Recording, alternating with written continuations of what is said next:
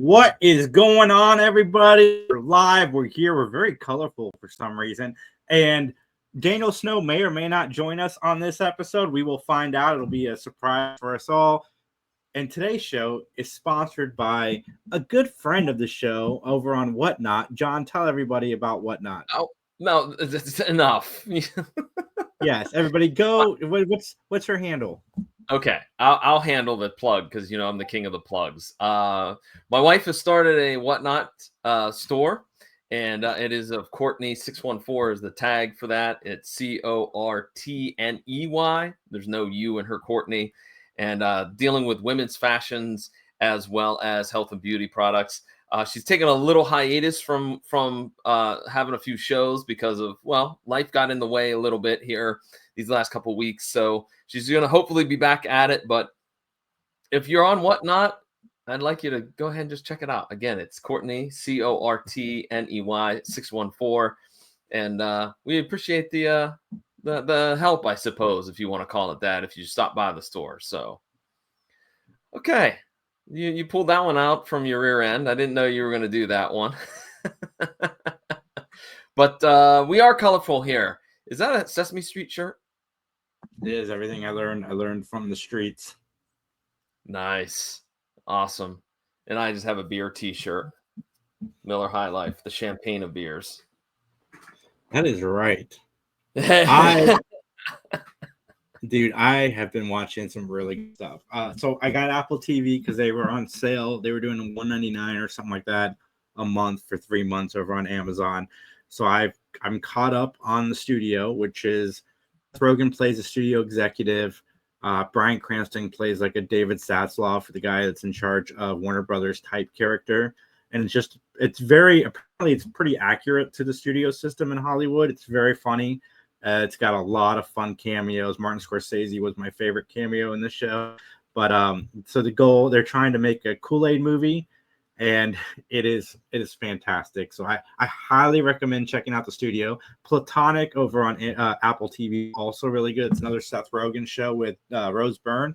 They play two best friends, male, female. She's married, and it's just about, two very platonic best friends. It reminds me a lot of Jamie and I's friendship. So I found that very, very funny. And what's the other show I recommend? Oh, why am I blanking on it? Watch so much, guys. All of the TV. And there's just so much good stuff. Wednesday was really, really good. Dexter's been really, really good. Yeah. But I recommend Platonic in The Studio the most right now. Oh, Shrinking. Oh, my gosh. Have you seen Shrinking? What is Shrinking? I have not heard of this. Jason Segel and Harrison Ford, where they play. No. You've never heard of Shrinking? It's another one of those shows that's nominated for all the awards. No, Harrison Ford plays. I swear on all that's holy, I have never heard about Shrinking. Well, Jason Segel's wife dies, and he's raising his daughter. He is a therapist, an unconventional therapist, and Harrison Ford also plays a therapist, and it's really funny. It's got some drama in it too, but Harrison Ford, has he ever done a comedy besides this? Working Girls, maybe? Maybe.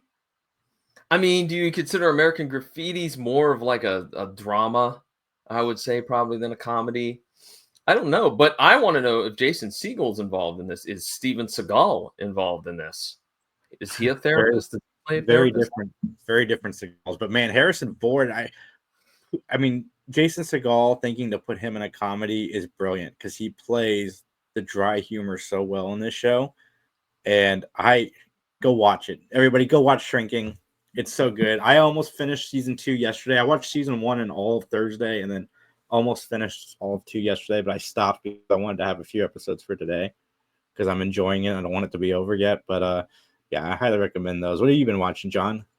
Well, I've been watching Agatha All Along, the Marvel show over on Disney Plus. I have literally 2 episodes left to go.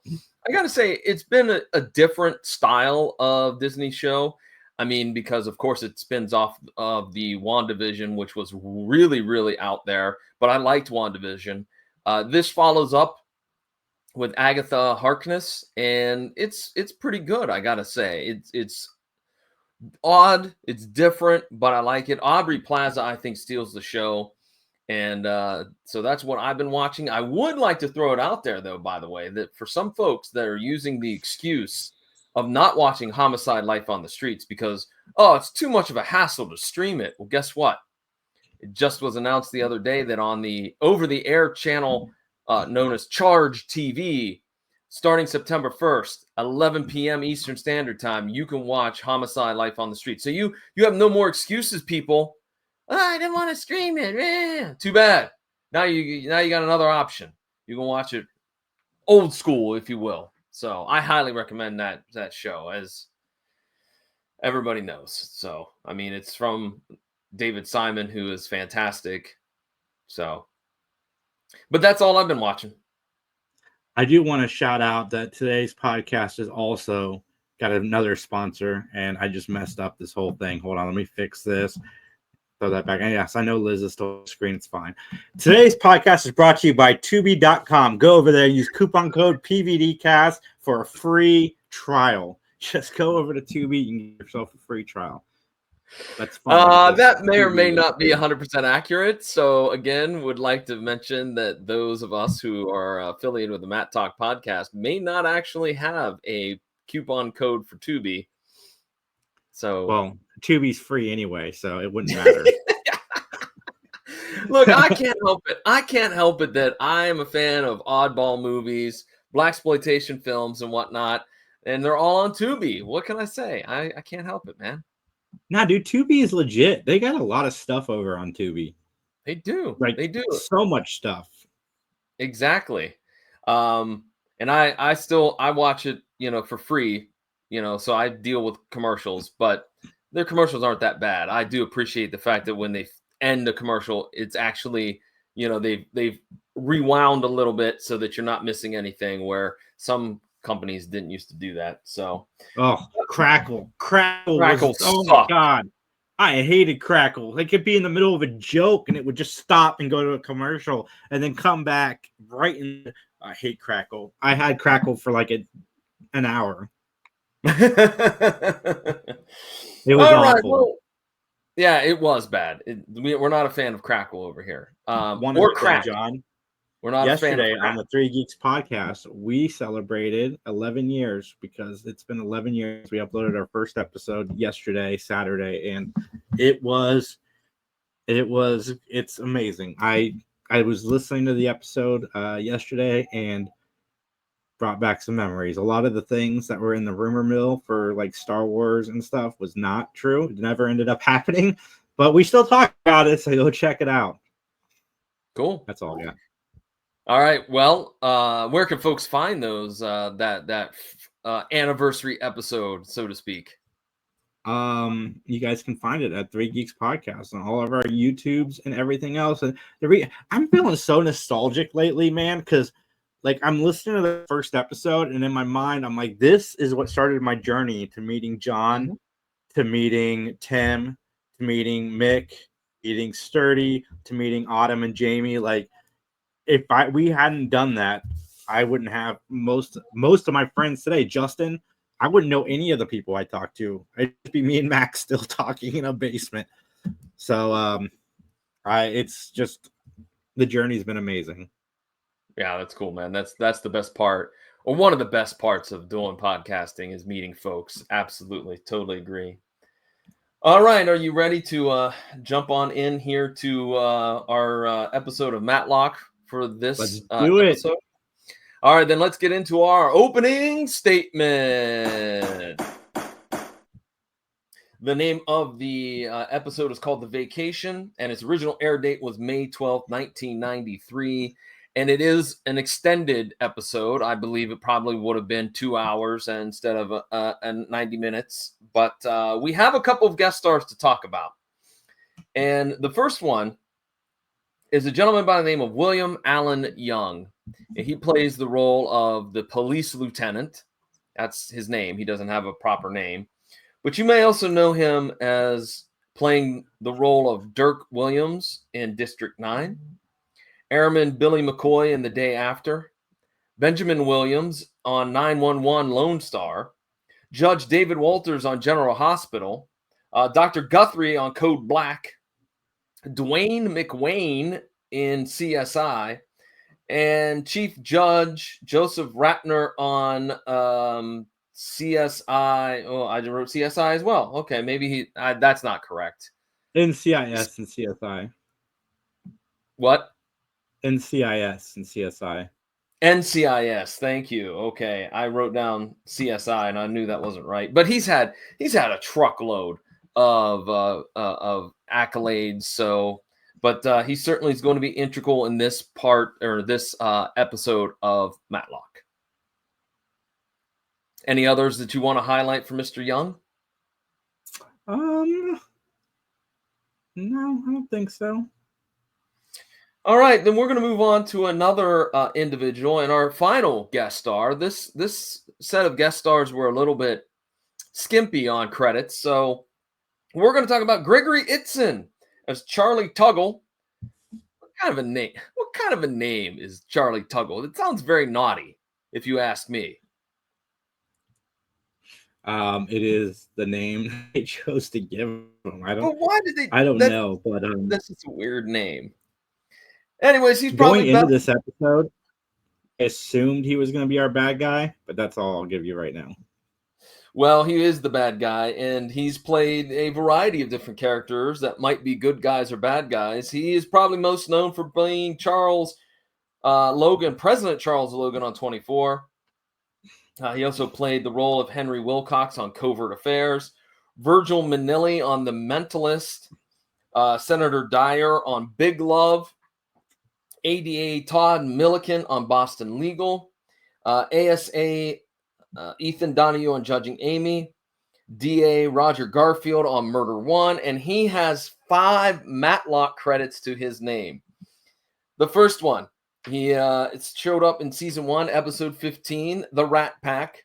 He played Carl. This is where they had a cookie mogul who was murdered, or a cookie mogul who murdered the girlfriend. I believe it also Greg Evigan was one of the guest stars on that episode. He also was in season 2, episode 5 and 6, The Power Brokers, where he played Michael Fitzmaurice. This is the episode where a newspaper columnist was blamed for murdering one of their subjects. And then season 5, episode 14, The Parents, he was the assistant DA. And this is where adoptive parents are accused of murdering their surrogate. So Gregory Itzin, lots and lots of credits to his name, including 5 for Matlock itself. So what do you think about Greg? Jason, can you hear me? Oh, I can now. Sorry. Okay, I was going to say, you blanked out on me there for a minute. I didn't know. But you're a fan of 24, so no doubt you're probably a fan of Gregory Itzin and his role as the president in that show. Yeah, man, he was amazing. But there are 3 other guest stars on this show, John, and I'm going to run through them real quick. First one was Terry Austin, very attractive young lady. She was in Murder, She Wrote, Diagnosis Murder, and In the Heat of the Night. Also, we have Doran Clark, who was in Perry Mason, The Case of the Lady in the Lake, Murder, She Wrote, and Matlock. John? Yay! We have a hat trick, ladies and gentlemen. We do. We almost missed it. But she is a gorgeous young woman. And wait a minute. Time out, playa. I know what you're doing. What? I know what you're doing. You're buttering up to all these female actresses just because you fancy them. I do fancy Doran Clark. She was beautiful, and she was in like a bikini top for the whole episode. So kudos. And then Warren Frost, who plays your favorite character, Billy Lewis. He was in Twin Peaks, Psycho 4. I think we've talked about him before, but I wanted to mention him because he died in 2017, right after he got to reprise his role in the Twin Peaks reboot. Yeah, Warren Frost, we talked about. I believe he was in the season 6 where Julie and Ben go back to Mount Harlan, and he was there. Also, too, Cliff Lewis is making his debut as well. Of course, Daniel Roebuck, the actor who plays Cliff Lewis. So even though we don't have maybe some as many guest stars, these two will be intricate and important characters from here on out. So yeah, one of my biggest complaints about this show has been continuity. And this is the very first episode to really like reference something that happened in a previous episode and keep the story consistent with that. yeah, of course that would be with the Sister Lucy character. Yeah. So kudos. All right. Well, Jason, I got to ask you a question. It's the same question I ask you all the time, man. How do you stay so sexy? No, that's not the question that I ask you all the time. The question I ask you is, can you give your opinion, solely your opinion, and only your opinion, so help you? I can. Then it's time to testify.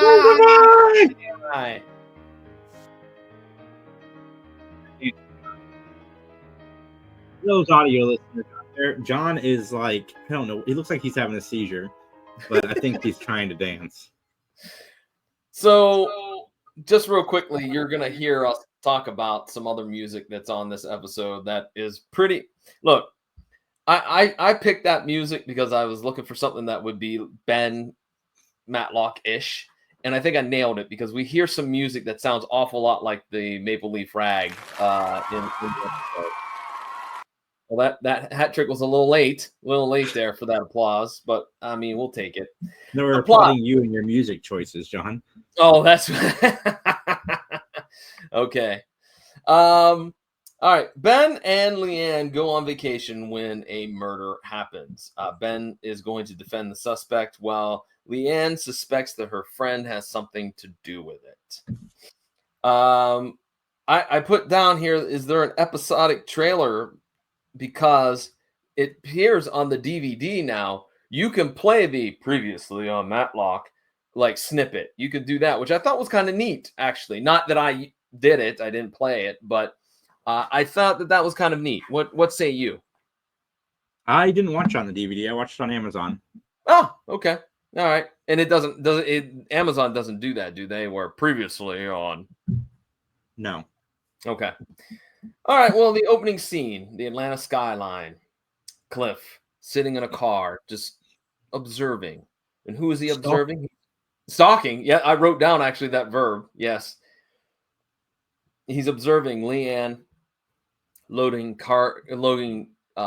baggage into the car. At first, I thought he was waiting for them. I found out that he was watching them. I'm like, oh, okay. Because I'm like, oh, wow, we're just going to get Cliff. He's automatically part of the group. But then I'm like, wait a second. No, he's stalking. Why is he stalking them? I thought he was a good guy. That was all the thoughts in my mind. Well, Ben is also messing around with some luggage and putting it in the car because they are going on vacation together. So a little father-daughter retreat, if you will. And we also learn here, because of some just kind of throwaway dialogue, that Leanne and Ben are going to go into business together, so to speak, that they're going to open up their own lawyer practice. As we hear the car pull away, we hear Ben put on some music that sounds much like the Maple Leaf Rag. There you go. I don't think Leanne appreciates that type of music. And we see that Cliff follows both Ben and Leanne as they pull off. So Leanne is somebody else I am in love with. Leanne is somebody else you're in love with? I think I just need a time machine to go back to the 80s. I think you do. Well, this was technically the 90s, so 1993. So 1993, where you would meet an 18-year-old John Orlando. An 11-year-old me. Oh, okay. Hi, ladies. I'm technically 11, but I'm from the future, so I'm the right age. We are good to go. How are you? Anyways, so we get to a scene where Leanne and Ben are lost, and Leanne expresses that she hates the music, and she says something about Ben always speeds, and lo and behold, there's a cop that appears and pulls them over. And then we also see another scene where Ben is very mad about the ticket. And what do you know? They have 2 flat tires. And so then we get to the final part of this scene where they hitchhike to the beach, which I mentioned when the truck pulls in. And this is going to be a gripe of mine. You talk about continuity. Where's the car? The car is not there, but yet they talk about it as if it's there. Then if it's there, then you drove it in. All right. You didn't leave it at the side of the road. You drove it. Why are you two in the back of that pickup truck? They probably had it towed. No, because they specifically talk about the fact that they had to buy 2 new tires and they had to take it to a shop. So the tires are fixed. So No, they bought the tires. Doesn't mean they put it on there yet. all right. Well, it looks like we just got a message from Daniel. He's going to join us here hopefully momentarily. He kind of overslept a little bit, which is fine. I mean, hey, we don't run a tight ship here, do we?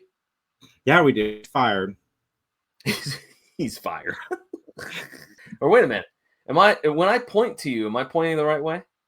No, pointing at the wrong side of the screen. I'm on the other side. Yep. It would be this way. Okay. It'd be this way. Okay. This guy here says that we run a tight ship. All right. So we got this whole issue with the car settled, I think. All right. So Cliff is still stalking. He's still stalking.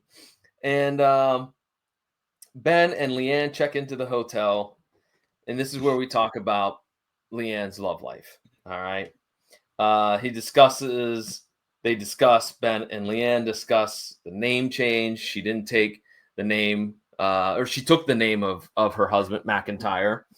That Ben wants to know if they're going to file for divorce. They're trying to figure things out. And the manager, who I believe, if I remember correctly, his name is Holloway, his last name, he upgrades them.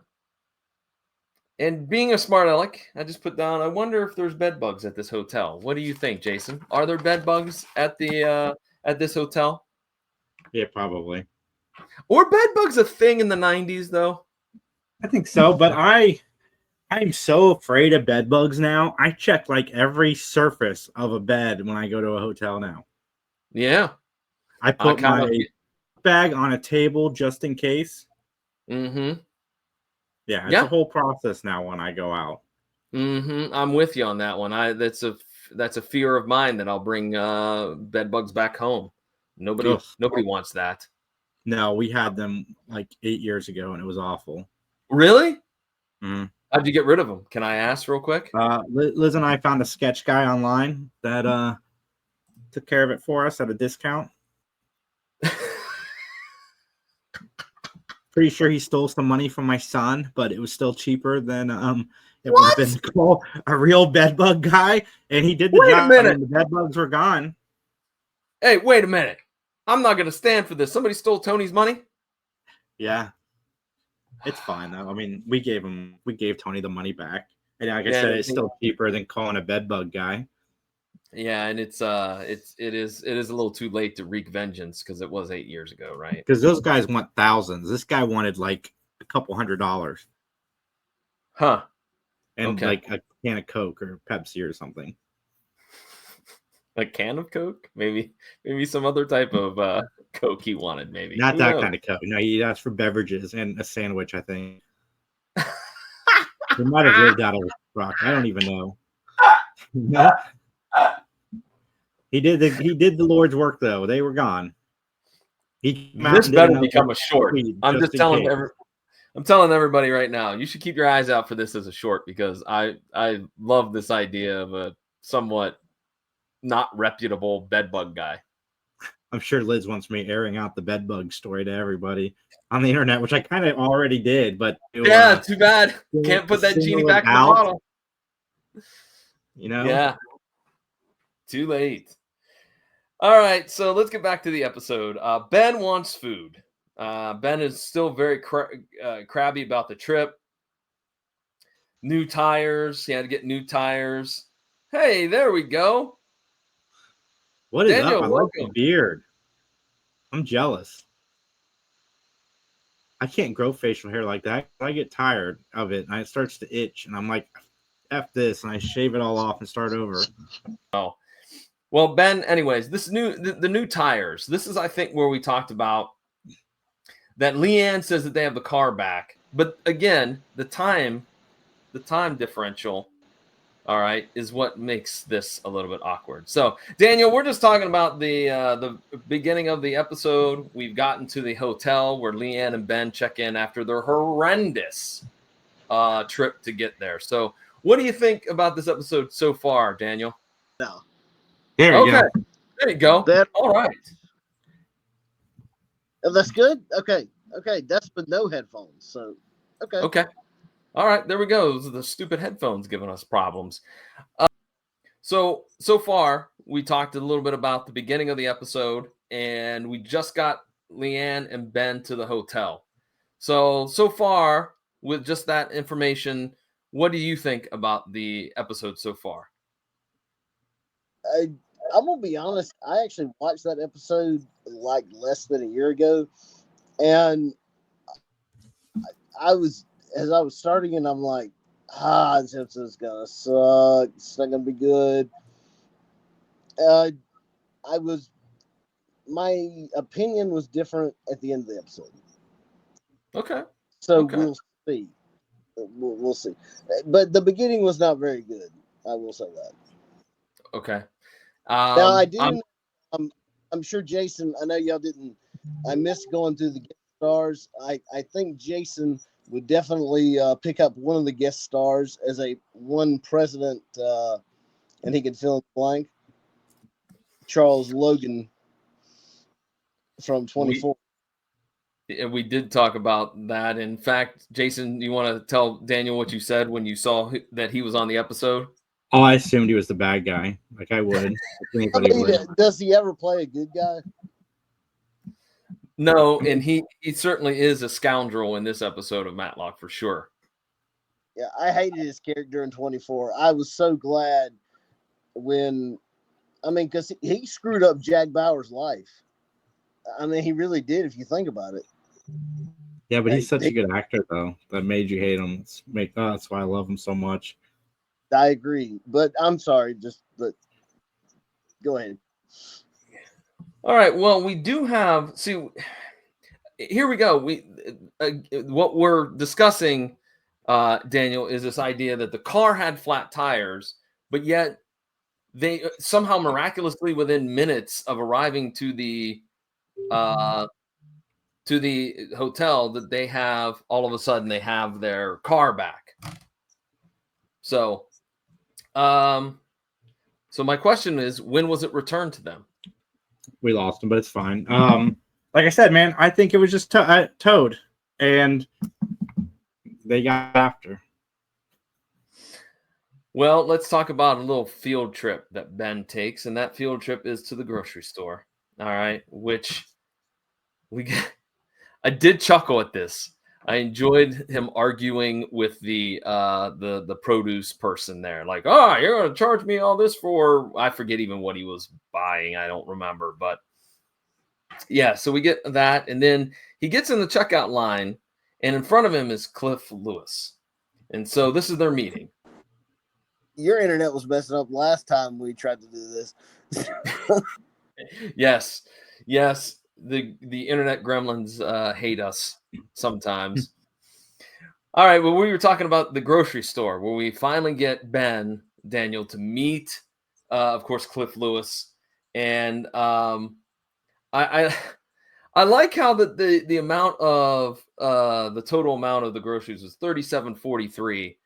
And in modern day times, I'm like, hey, that's a hell of a deal, man. I mean, that's what I said. That would have been $697.35, and that's just for the eggs. Yeah, modern time. I was going to say that's a lucky deal. What Jay was saying, like $67. That's pretty good right there. Yeah. You know what's funny? My first job was at Food Lion. Really? Yeah. When I was 17 years old, my first job was working at the Woodruff, South Carolina Food Lion. Sure how was the experience of working at the Food Lion? Well, I ended up working at 3 different Food Lions. It was good.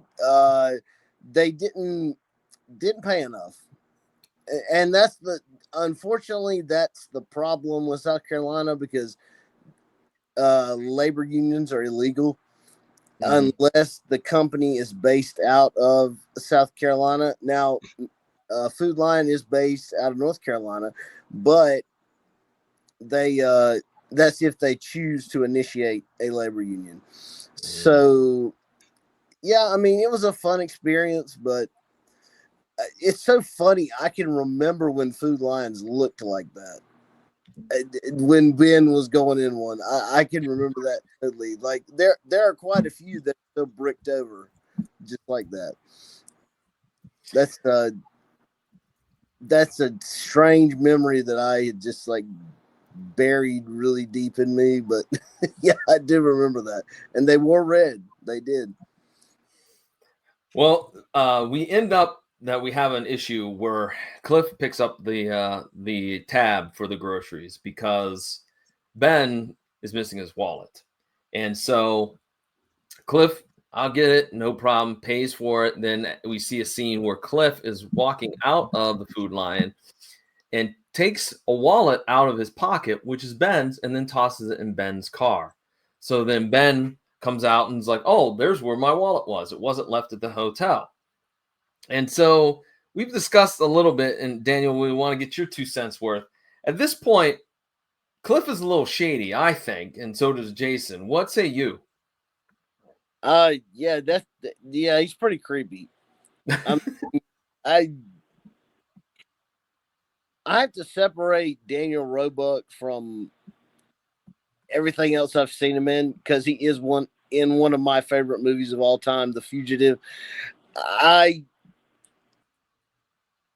Son of a gun, he is that's creepy. I'm sorry, there is no excuse.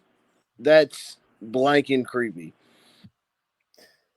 Well, then we cut to a scene where it's at the beach and Leanne is hanging out with her friends. Now, at this point, I was hoping that Ben would spend a minimum amount of time on the beach because, as we know, Ben gets a little bit awkward and gets a little bit immature whenever skin is shown. And there was plenty of young ladies in bikinis and gentlemen in shorts and muscular and whatnot. So, yeah. I just wanted to see him on the beach in like his suit. And telling people he's tanning. And I'm just mad that Ben didn't show up. I mean, three ladies my number. Oh, come on now. Well, one of them is not interested in people like you, Jason. No. One of the friends, I believe Laura was her name, she's very interested in Mr. Benjamin Matlock, which I don't know what is that like that's kind of like a gold digger, I would think. So, I mean, does she have a lust for water? Does she have what? Say that again, Does Daniel. she have like a lust for Sam Waterston? Does she have like a desire for the guy from Law and Order, the old man, Sam Waterston? Jason don't know what I'm talking about. Yeah. Or Sam Elliott. Yep. Oh, well, I mean, I'm not gonna lie, that is a good looking man. No, yeah, Sam Elliott. Yeah, Sam Elliott is a handsome fellow. You got to give him props. Still. So we cut to a scene where Ben is fixing hot dogs, and he kind of tells Leanne all about the situation that happened at the supermarket. Leanne's crew arrives at the bar, and we find out Kathleen, Beth, and Laura are the 3 members of the crew. They, for some reason, look, I don't want to be that guy, but for some odd reason, they gravitated towards Cliff Lewis. And Cliff, I just don't see him being a ladies' man. And I think that that's what they were going for. But this just seemed very bad. Like just the flirting and the fact that his credit card got maxed out and, you know, he gets tossed out of the hotel. This all kind of didn't seem to fit together real succinctly, I guess is what I'm saying. Jason, what do you think? Disagree. I think that they thought he was a rich guy. Like, I think they thought he had money, and that's why they were flirting with him. And because they even made the comment at the end, like, you had to pick the poor one. And, good call. Yeah. So that's what I got. But yeah, no, it's fine. It's starting to make sense what's going on with Cliff a little bit. Daniel, what do you think? Do you agree with Jason that maybe those three were all about the Benjamins and thought that Cliff had some? I don't know. I think maybe they were attracted to his boyhood charm, because he does have that. Something his dad does not have. Not saying he's gonna ever, pop up in another episode or anything. I don't mean that by any means. Well, don't worry. We'll talk about Billy. He might show up. You never know. Well, Ben catches Cliff in the parking lot, and he's wanted to thank him for what he did for him. And then it's where Cliff kind of talks about, hey, I don't have a job. I'm a lawyer. I passed the bar. And he kind of angles to get a job with Ben. And at the end of this scene, we see Leanne's crew again shuffling across the parking lot, and they wave hi to Cliff.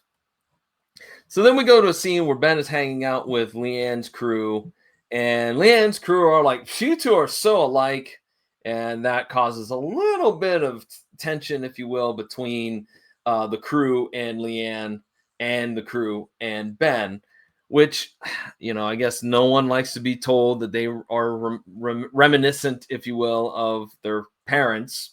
But we do find that Ben is running on the beach.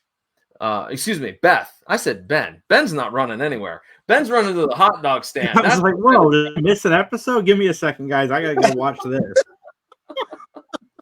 Sorry, Beth is running on the beach, and lo and behold, she finds the dead body of, I believe it's Holloway, the hotel manager. So, okay, here's where I'm going to reveal a little bit of my rating.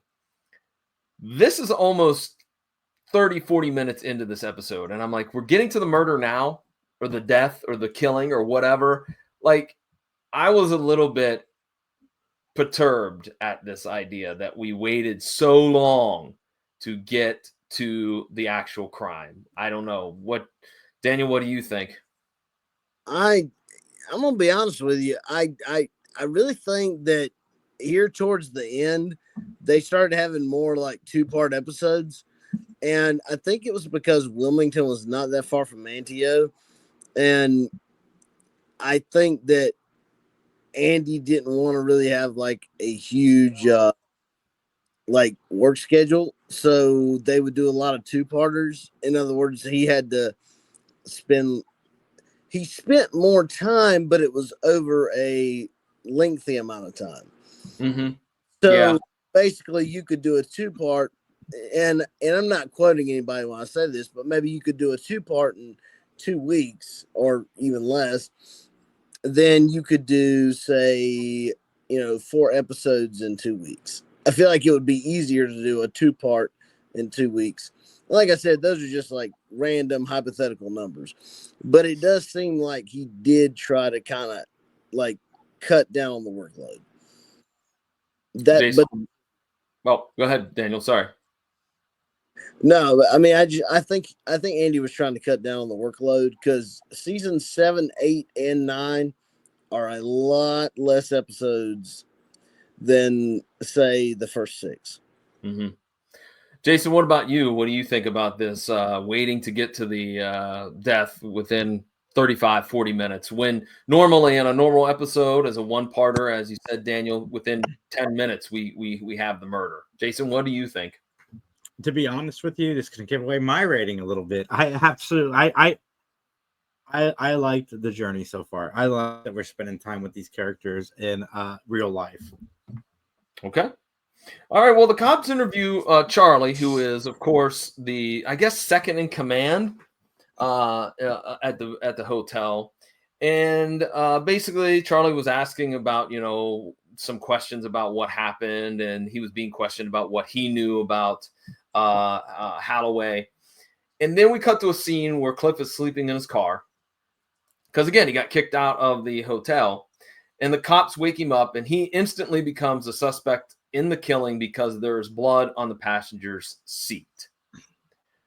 Ben interviews Cliff at police headquarters, and the truth comes out that Cliff has worked this elaborate plan up to meet Ben, all to the hopefully getting a job. He did pass the bar, but it took 3 times. He is broke as broke can be. That he had been tailing Leanne and Ben from Atlanta. He purposely booked the same hotel. He purposely put himself in the grocery store with Ben. And he claims that his dad put him all up to this. And the final piece of evidence that something's going on is when Cliff says that his last name is Lewis, of which Ben says, "You're Billy Lewis's boy." And Billy shows up right on cue. So Ben and Billy discuss their feud. One second. I liked this. There's part that when I was listening to Billy explain, not Billy, sorry, but when I was listening to him explain the story to Ben about, following him, blah, blah, blah, blah. It kind of reminded me a little bit of when Daniel was telling us about his road to getting to work with Matlock and how he always, well, not Matlock, sorry, Andy Griffith, and how he always wanted to work with Andy Griffith. So that story kind of reminded me of that. I know he didn't like stalk him and steal his wallet and stuff, but. Oh yeah, well, Daniel Roebuck, obviously, yeah. When we talked to him, he was very, very much a respectful fan, if you will, of Andy Griffith. I felt very parallel to this a little bit. I could say that would be true. And look, I know sometimes one of my gripes with movies is, we have a giant backstory, but I thought that this was a good backstory for somebody that was uninitiated to the world of Matlock. That they discussed real quickly, Billy and Ben, about their feud and about Lucy, and she really irritated the wife of Billy, so much so that she divorced Billy, that she had a son and moved to Florida and all this jazz. Excuse me, Lucy didn't have a son, but the ex-wife and Billy did.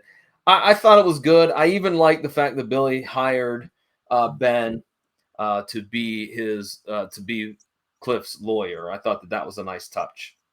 Yeah, and kudos, because this is the first time we've had continuity on this show, where something from a previous episode has come into play. So, Leanne is shocked that Ben is taking the case. She pleads with him to tell no to Billy because of all the drama in the back, and there's plenty of lawyers here in Wilmington, et cetera, et cetera. And then we cut to a scene where Laura sneaks into the manager's office, and she's looking for something in particularly, and she finds a receipt for earrings. But she's not very good. She's not very stealthy, as she's caught by Charlie. And she gives some excuse, and she leaves. And then Charlie picks up the phone and talks to somebody about, hey, this is the girl that had an affair with Holloway, so we need to keep an eye on her. We get a little comedy here in the courtroom where we have the bail hearing for Cliff, and Billy Lewis is giving Ben a hard time, like telling him what to do from the peanut gallery, so to speak. And Billy and Leanne have this conversation in the hallway right after this regarding Ben. And I've just put it simply, Billy really is putting it on thick, isn't he? About, if there's only, I didn't like Ben, but I've seen how caring he is and how big his heart is. And man, oh man, he is something else, is he not? Daniel, what do you think about Billy pouring it on thick? I'm not a big fan of Billy. Regardless, I think that he was a very insufferable character. I just don't like the guy. He's like Ace without the humor.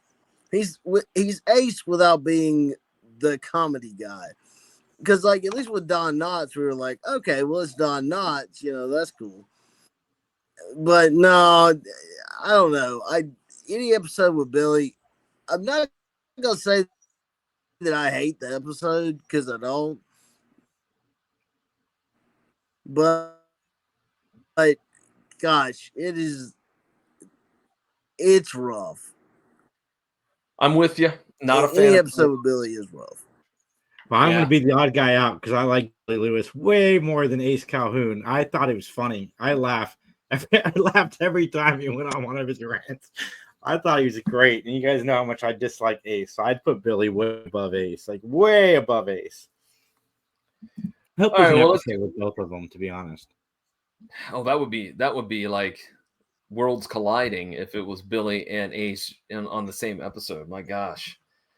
Well, let's get back to the episode here where the police lieutenant gives Ben the autopsy on the manager. He was hit in the back of the head and then drowned by somebody else and then dumped in the ocean. And the reason that we know that is because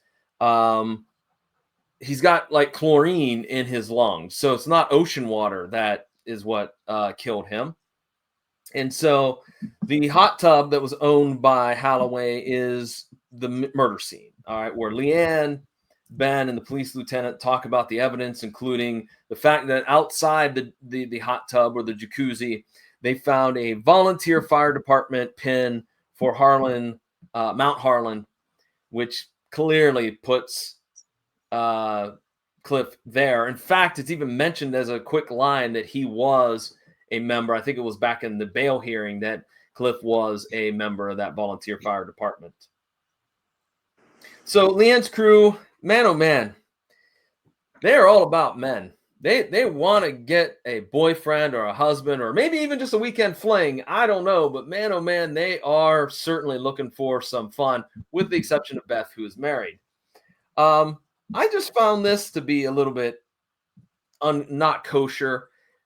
Leanne's sharing all of this information about the case with them. I'm like, whoa. I think you're not allowed to do that.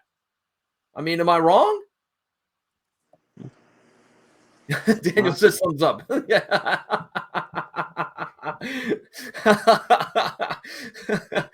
Jason, what about you? No, I agree. Well, Laura is missing. Nobody knows where Laura is, and she's following Charlie. So she witnesses Charlie rearranging a room. The room is 474. That's going to come in handy here in a moment. And so Laura is snooping on him. Then we cut to a scene real quick about Ben and Leanne discussing, somebody's got to be having an affair. Some guest has got to be hooking up with the manager. And then we cut back to where Laura arrives at Leanne and Ben's place and leaves a note. And then she witnesses Charlie leaving that hotel room 474 with a phone. So Laura enters the room after she swiped a key from the housekeeping cart. She goes into the room and again is caught by Charlie and then thrown off the balcony, which I didn't see that coming. I got to be honest. So that was a little bit of a surprise to see that be the demise of Laura. What do you think, Daniel? All right. To be honest with you, I can't say that I was too surprised. Now, granted, I had actually watched this episode within like a year of watching it again because I had to do me a refresher to, check it out again, make sure I remembered all the details. Gregory, I tell you what, he just compared to, and I know Jason's going to agree with me on this, what he did on 24 ain't nothing. I mean, what he did on Matlock ain't nothing compared to what he did on 24. And I think Jason would agree with that. Yeah. I mean, basically created wars and stuff. I mean, yeah, he was a blankety blank son of a blank. All right. Well, we go back to the episode where the police lieutenant asks Cliff for an alibi. And things get a little bit heated because Billy doesn't like that. Billy's like, my son is innocent till proven guilty, et cetera, et cetera. And Billy and Ben get into a face-off. They certainly go back and forth when Ben's like, "Go back to your room," and things got a little heated. I don't know, Jason, but I'm picking Ben Matlock in a fight between him and Billy. What say you? I don't know. Billy seems like he'd fight dirty. I think Billy's a biter. Oh, he would bite. I don't. Maybe. Daniel, what do you say? Stuck him with Lucy for all that time. He just ran off. I would say that Billy is the Steven Seagal to Ben's Jean-Claude Van Damme. I would say, and if you've seen the movies, you know exactly what I'm talking about. All right, I'll give you that. That was a good analogy, Daniel. Very good analogy. I mean, I will agree. Van Damme is better, and Ben Matlock is better. So, well, Ben consoles me. No, I didn't say he was better. I just said he fought cleaner. But, yeah, I don't know. I think Ben's more slick, just like Jean-Claude Van Damme was more slick. Well, we go back to the episode where Ben consoles Leanne, and they found the note. And oh, what are you doing? Stop bringing that up. Who did that? Consoling Leanne.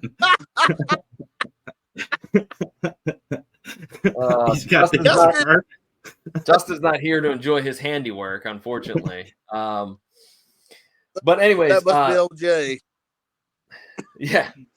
Leanne and her crew chats about Laura's note, and Leanne gets her feathers ruffled Leanne's crew gets their feathers ruffled at Leanne's questions, because she's, is Laura having an affair? Did you guys know about it? Et cetera, et cetera. The police lieutenant and Ben are at the murder scene, and they're missing some sunglasses, and that's a big clue. But they do find the glasses in the next scene and a receipt for the earrings. So we get, finally, Conrad McMaster's joining us, and my goodness, that first little bit of apparel, woo! I didn't know that somebody could look so slick wearing a Hawaiian shirt, but man, oh man, he was styling and profiling, as Ric Flair would say. You haven't seen me in one yet, John.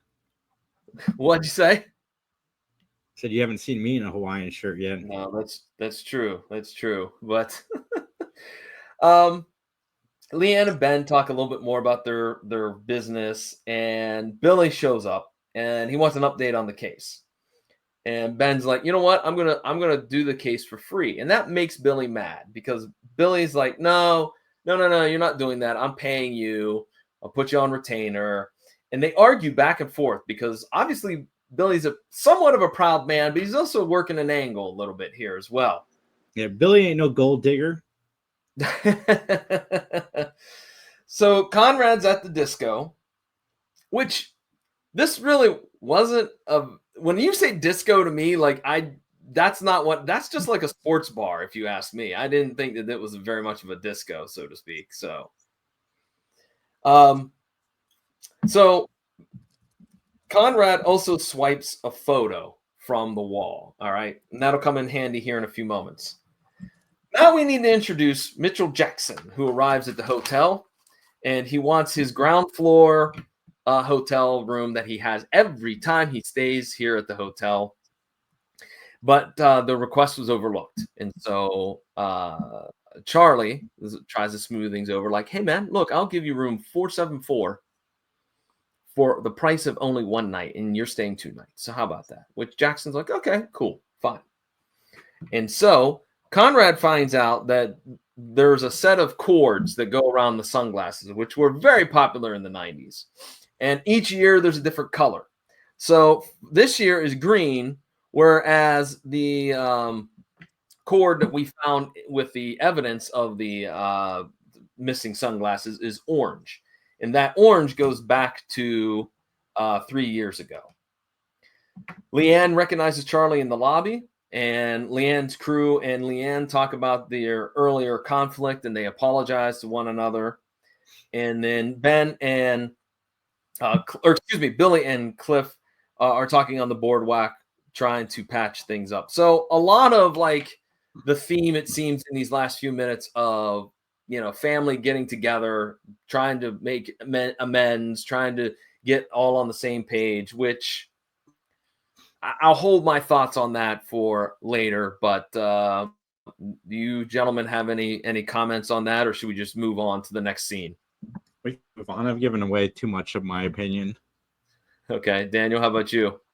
I must say, when they said that they were going to a disco, I thought we were going to have like a John Travolta Saturday Night Fever kind of deal. Yeah. What we had. Now I must say though, I appreciate Conrad for learning some martial arts skills from that guy named Cordell Walker in Texas, and that's kind of why he wasn't in the whole episode.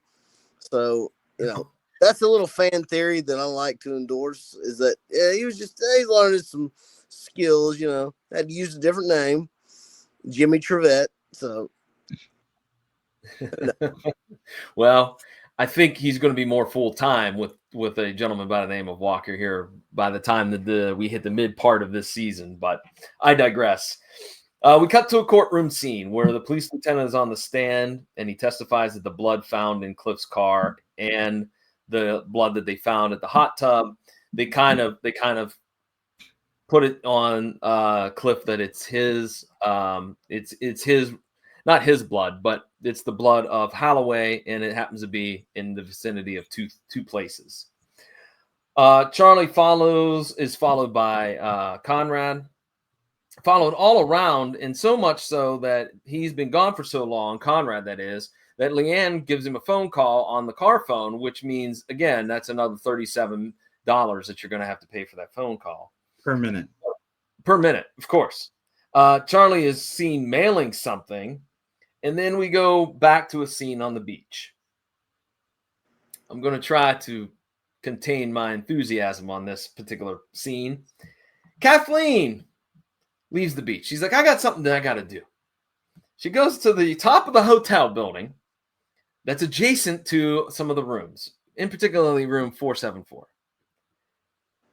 She then somehow manages to put together a sniper rifle and shoot Jackson Mitchell twice in the chest. Where did this come from? At what point did I go, oh yeah, you know what we need? We need a secret agent, somebody that's, CIA trained to assassinate somebody. What? Okay, go ahead, gentlemen. Speak your piece. I've spoken mine.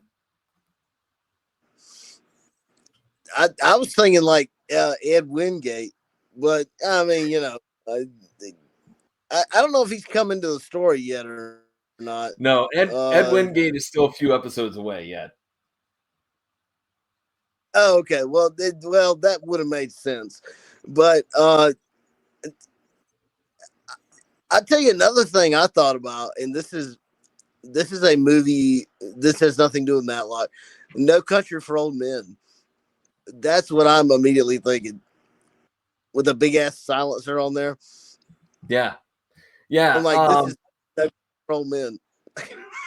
Obviously, look, but it's a Country for Old Men because we got Ben and Billy. So, and look, I don't want to be that guy, but I also want to say that rifle probably kicks like a mule. I'm just saying, and having that petite woman behind the trigger. I'm sorry, ladies. I'm trying not to be sexist or offend your gender. I'm not doing that, but I'm just saying that I think that maybe wouldn't be the best weapon to use for Laura to use. Kathleen to use. So, Jason, what about you? What do you think about this scene? It's fine. It's fine. Classic Jason. Thanks, man. Yep. All right. Well, let's get back to it. Where Ben and Leanne chat with the police lieutenant, and we find out that Jackson was a big wig with some airline, and that the desk was moved, and that, all of the killings have been happening here at 474. So in the lobby, Conrad confronts Charlie. and he gets tossed. He gets thrown out. So Ben follows Charlie and says, hey, man, you had my investigator thrown out, but there's a lot of things that you still have to answer for. And by the way, here's a subpoena. So the police lieutenant decides that they're going to pick up Charlie and take him downtown. All right. And so Charlie, in the next scene, returns back to his office, turns on the light, and there is Kathleen sitting there waiting for him. That's not creepy at all now, is it? But I mean, I love it when women are waiting for me. I gotta agree with Jason on that one. I mean, hey, if she's waiting on me, there's something going on. She might be mentally ill, but hey, there's something going on. I'm not one to judge. Right. Well, no judgment. Well, Kathleen's there just to see if he ratted. If he ratted, of course, being Charlie, in which he says I didn't. And so once again, Leanne and her crew, Beth and Kathleen, they show up and they chat about the case. And of course, they leave the back door wide open, which again is my big gripe about every single episode of Matlock, where no one locks doors. Dude, again, John, God, Atlanta, Wilmington, they're all very safe neighborhoods. Sure they are. They should leave the doors open, to be honest. That's how safe it is. They should just take the doors off the hinges. That's what I'm saying. No screen doors, just open path. Deer can come in and visit. I live 3/4 off the road, and I lock my doors. So, I mean, the 3/4 miles off the road, and I lock my doors. So, yeah, I agree with Jay on that. Well, Cliff, Ben, and Leanne, they go to the clam bake, and they're having a fine time there. Kathleen makes her appearance, the appearance, of Charlie makes her scared. So she decides to leave, and she goes behind this set of condos, where she just happens to leave the sniper rifle wrapped up in a beach towel, because no one's going to investigate that. No kid's going to go, hey, what is this? And then reveal it. But unbelievably, when she was just about ready to shoot Charlie, click, click, click, there's no ammo in the rifle, because as she turns around, the police and Conrad have the bullets. That's what Chuck Norris taught him that stuff. He learned that from Chuck Norris.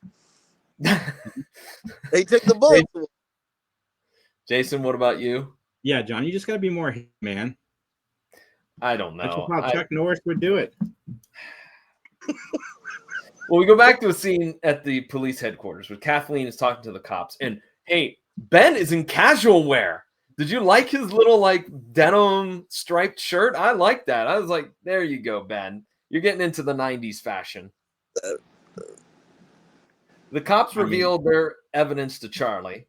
And while they're brokering a deal, so to speak, the cops with Charlie, Ben and Conrad, they search for more evidence stronger evidence, I should say, that Kathleen was over at Holloway's house. And what do? They find some bikinis.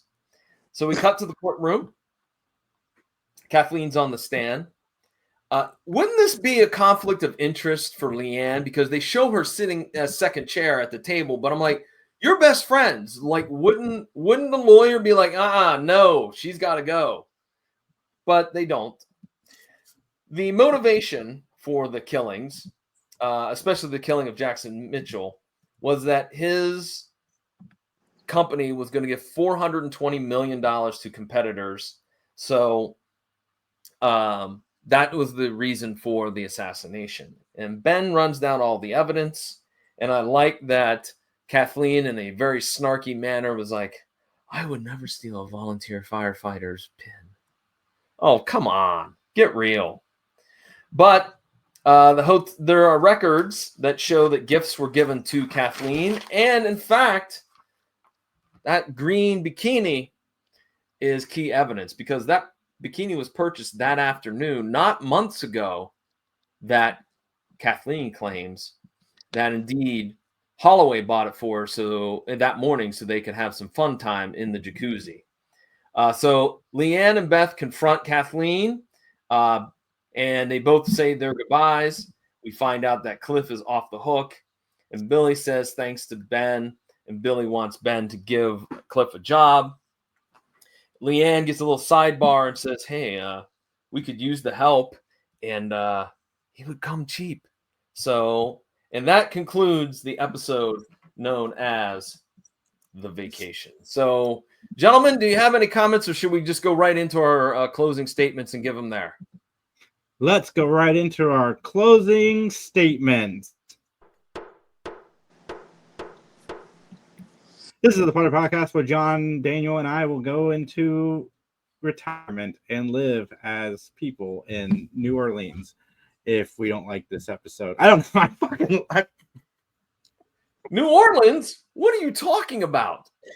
This is the Potter Podcast where John and I, Daniel, will rate the show on a gavel system. 1 gavel means we did not like it. 5 gavels means we absolutely liked it. -30 gavels means we were going to go live with Billy Lewis in a hotel with his sister Lucy. God, I'll just let y'all just come live with me. That'd be better than Billy Lewis. Come on. I am going to go first. Straight away. I am going to give this episode 4 gavels. I absolutely liked it. I liked it quite a bit. This is better than half of the episodes from season 6.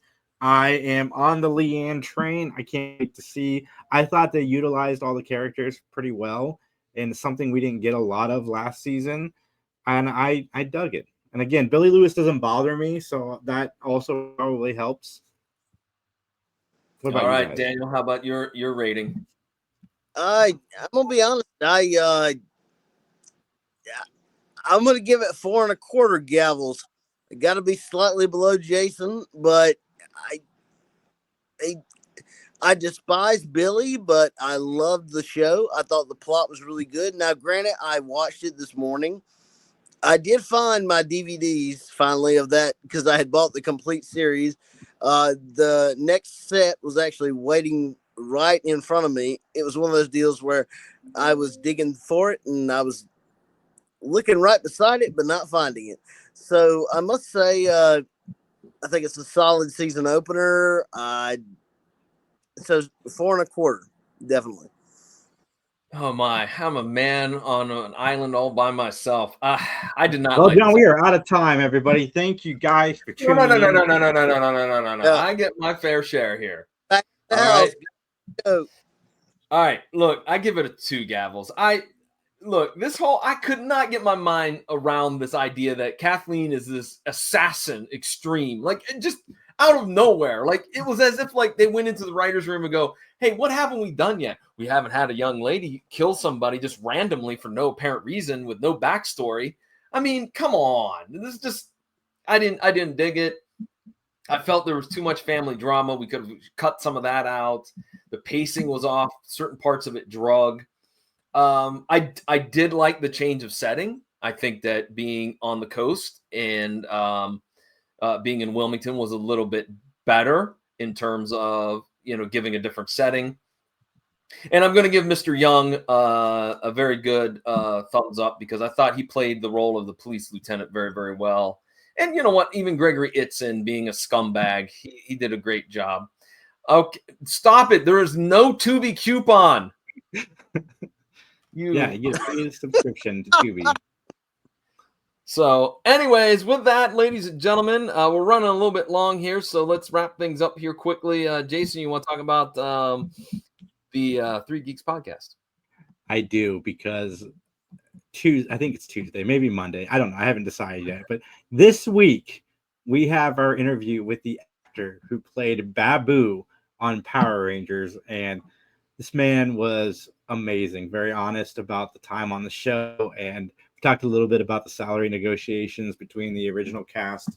Definitely go and check that out on Tuesday.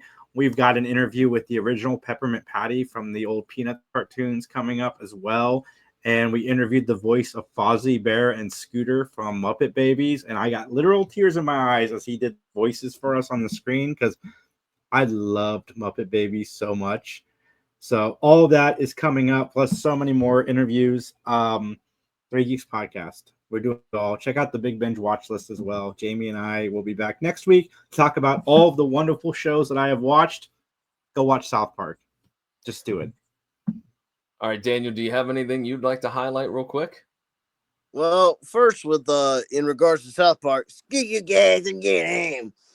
But besides that, I've got to give a shout out to a local gaming store, Upstate Gamers in Greer, South Carolina. They're fantastic. They rebuffed a PS2 game for me that was scratched beyond belief, and I can now play it. So, freaking heck yeah! I gotta say, I gotta give a little props to my buddy Jason. I've never really watched Muppet Babies. I watched like the intro because apparently on our local Fox affiliate, it used to come on after Batman, and my dad would like tape it, and I get to see the intro, but I never actually got to see an episode of Muppet Babies. So, the intro was great. So I got to give him that. But I know Dave Coulier played somebody on there. I can't remember who it was to save my life. But yeah, I've been getting back into retro gaming, and I tell you what, it's great. The games are not always great, but it's great.